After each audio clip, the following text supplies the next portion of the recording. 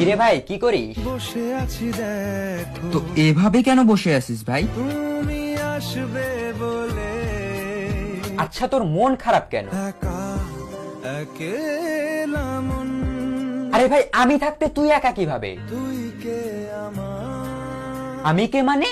আমাকে তুই ভুলে গেলি? না রে না ভাই তুই কি তোর লাইফে ভালোভাবে বাঁচতে চাস না? বেঁচে থেকে লাভ কি বল বেঁচে থেকে লাভ কি মানে?